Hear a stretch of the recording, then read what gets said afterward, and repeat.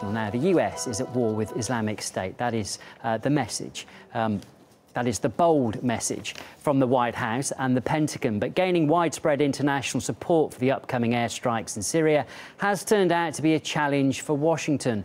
Turkey, which shares borders with Syria and Iraq, is now a stumbling block for the US. The country's refused to allow the use of its air bases to conduct strikes on the jihadists. After leaving Ankara empty-handed, the US Secretary of State is now in Cairo seeking to win support from Arab partners there.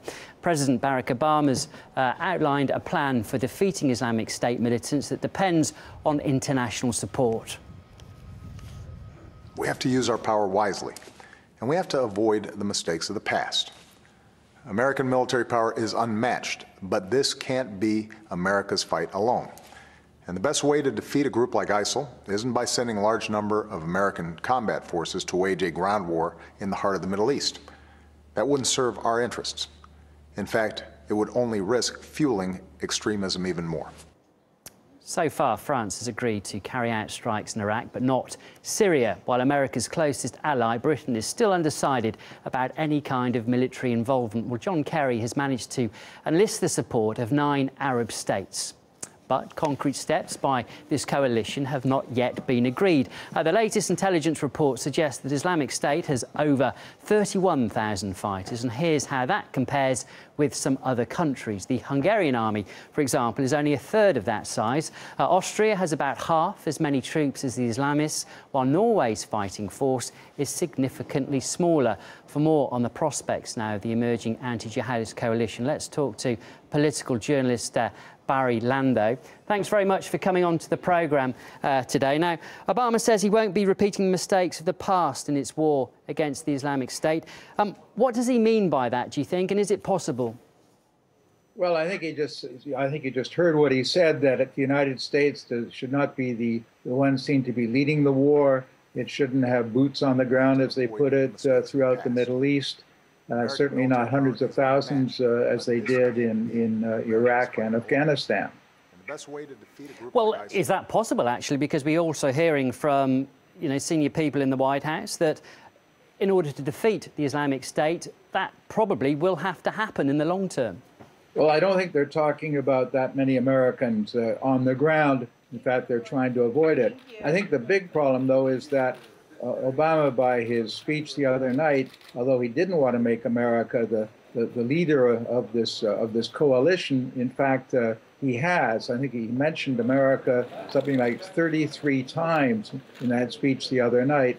And there's no question now that the United States is leading this kind of new coalition of the willing, you might call it, to take on the Islamic State.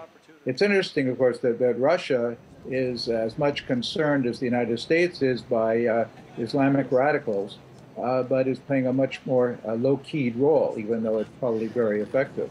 I mean, just judging by who is willing, it is interesting to sort of go with that for the moment, because a number of NATO members are actually reluctant, aren't they, to actually participate in the bombing of Syria. Why is that? I think they're, reluctant to participate in the bombing because they probably don't have the equipment necessary to do it. But also, they're certainly reluctant to put their troops on the ground there. They got seriously burned over the last decade in Iraq and then in Afghanistan. On the other hand, countries like Germany, which are not going to participate in the bombing, have sent and are sending hundreds of millions of dollars worth of equipment to the Kurdish forces that are going to be taking on the Islamic State. The plan is also to arm Syrian opposition, the moderate rebels, as we often hear they're called.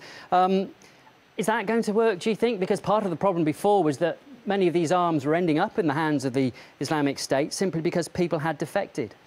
Well, exactly. And I think most of the experts now seem very hard to identify exactly who are these moderate forces in Syria who can be effective fighters.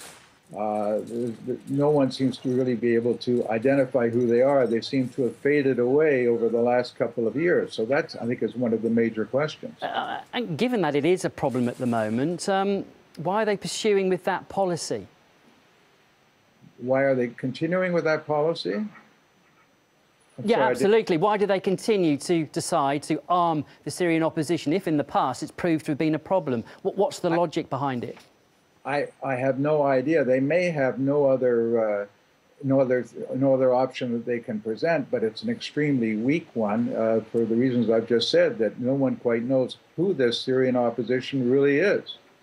Has it surprised you that Iran hasn't been involved in this? Quite clearly, the White House has decided to leave it out of the negotiations, but Iran has always said it is against Islamic State, and it could actually be quite a key player here, couldn't it?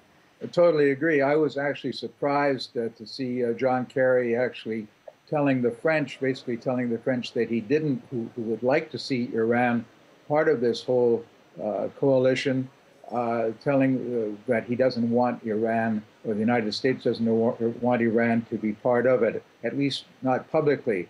I'm willing to bet that behind the scenes there is a lot of cooperation going on now, secret cooperation going on between the United States and Iran, though, in taking on the Islamic State. OK, fascinating insight. Thanks very much. We've run out of time, but that was a political analyst and journalist, Barry Lando. Thank you. My pleasure.